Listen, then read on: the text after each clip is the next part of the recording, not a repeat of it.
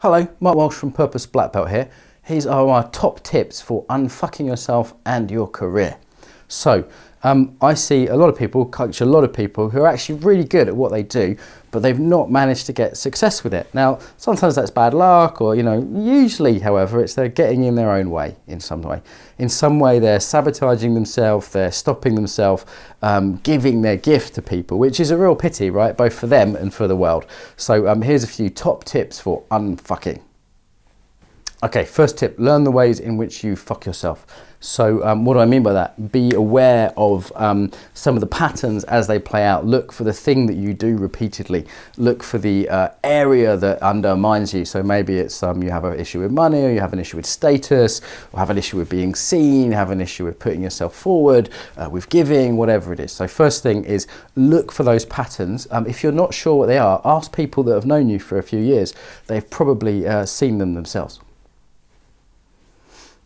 Second tip is do some shadow work. So what do I mean by shadow work? This is where we re-own the parts of ourselves we repress and deny. You can do this in therapy, you can do this with improv, there's different ways to do it. Having a look at some of those senses in which you go, you know what, this isn't allowed, that's not okay, particularly if that's something that might be useful for your work. Third thing, embodiment. Of course, like that's my niche, that's my specialism.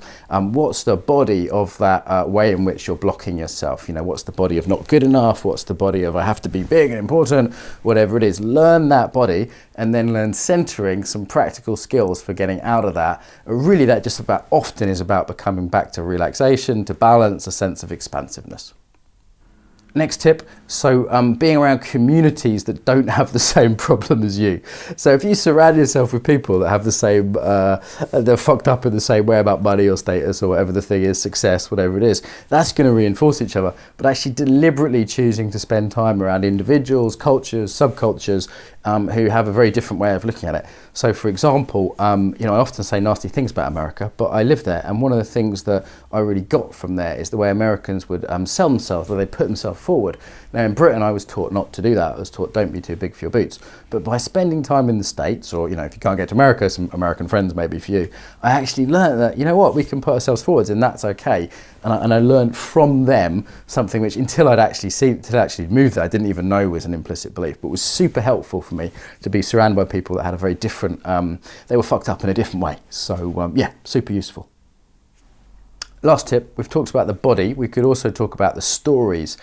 So what are some of the stories that you have around the things that you're getting in the way with? So it might be around, I don't know, the story I had was good people aren't rich, rich people aren't good. Challenging those stories. So is that true? Like asking, is that true? Is that useful? Two good questions there. If your story is everyone has to love me, can you challenge that? Can you challenge both the narrative, but can you also look for instances where, people didn't love you and you didn't die? Going, oh, look at that. Now that might sound silly, but part of you's got this very old pattern of saying, if everyone doesn't love you, or if everyone can't see you, or whatever it is that's getting in the way, and going, actually, is that really true? And actually looking for evidence to the contrary to challenge that. These beliefs are often unconscious and implicit, so we bring them to the surface, and then we can challenge them to see if these stories are true.